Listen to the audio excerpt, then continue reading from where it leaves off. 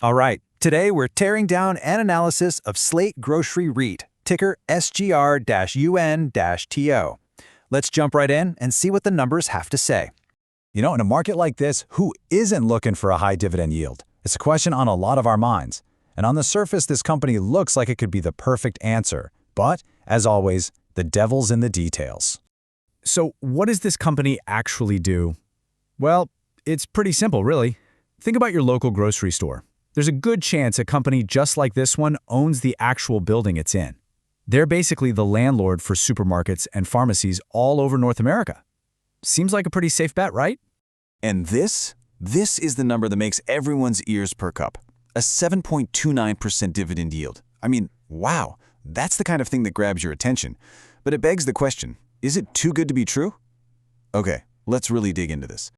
The whole strategy here is to own properties that house necessity-based tenants. We're talking supermarkets, drugstores, the kinds of places people have to go to.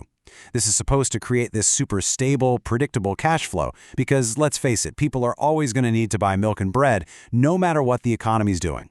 Yeah, this model is tucked away in one of the most defensive corners of the real estate market you can find. It's not like a regular shopping mall that's getting hammered by e-commerce.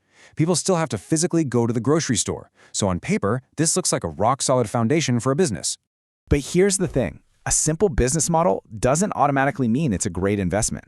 The real story, as it so often is buried in the financials. So let's pop the hood and see what's really going on. So are the financials actually strong? To figure that out, we have to look past the flashy revenue numbers and get to the metrics that really matter for a real estate investment trust, a REIT.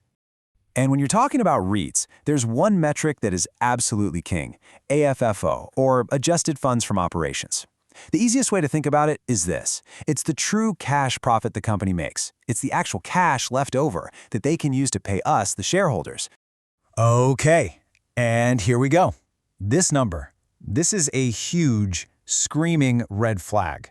Slate Grocery is paying out 156% of its sustainable cash flow as dividends. Just let that sink in for a second. They're paying out way more money than they actually make. It's that simple. That beautiful dividend we talked about, the business's cash flow doesn't actually cover it, and that is completely unsustainable in the long run. So where's that extra cash coming from? Well, they're probably having to borrow more money or sell off properties to make up the difference. And if you look at the balance sheet, it just adds to the worry. They've got a debt-to-equity ratio of 156%. For a REIT, that is seriously high. And with interest rates on the rise, having that much debt is, well, it's just a risky place to be. Refinancing all that debt is going to get a lot more expensive. So this brings us right to the core dilemma, doesn't it? It's a real tug-of-war. On one side, you have this really appealing defensive business model. But on the other, you have these very serious financial red flags waving at you. And this SWOT analysis from the source material really puts some numbers to that struggle. You can see that their biggest strength, that defensive business, is getting dragged down by the weaknesses, we're talking high debt, and the threats, like those rising interest rates. The author of the analysis just hits the nail on the head here. They call it a classic yield trap, and that's exactly what it is. That high dividend is the bait. It looks so good that investors can get focused on the income and completely ignore the huge risks lurking right underneath the surface. And that's why the risk score comes in at a 6.2 out of 10, which is moderate to high. And there's no surprise there, right? It's all because of that heavy debt load and the fact that the dividend payout just doesn't add up. Now, on the flip side, the opportunity score is, well, it's pretty meh. The analysis basically says there's not a lot of growth on the horizon, and that's a problem because it means the company probably can't just grow its way out of this financial hole. Okay, so given all this risk we've been talking about, what's a fair price to actually pay for this stock? I mean, every stock has a price, right? A point where the risk is worth the potential reward. So the analysis crunched the numbers to figure out what you'd need to buy this stock for to get a 9% annual return.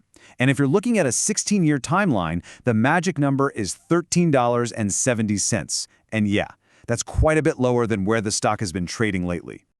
All right, let's bring it all home. What's the final verdict here? And what are the most important things for you to remember from all of this?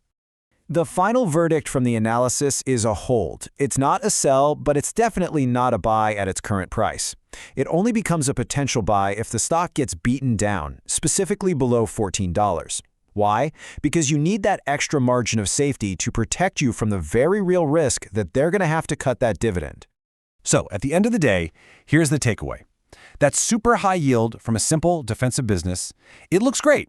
But, and it's a big but, it comes with some serious baggage. The dividend isn't covered by cash flow. The balance sheet is loaded with debt. It is, quite literally, the textbook definition of a yield trap. And that's our deep dive into the analysis on Slate Grocery REIT. I really hope this helps you see the risks that can hide behind a big, juicy dividend. Now, I want to hear from you. What stock should we tear down next? Drop it in the comments below. Thanks for tuning in.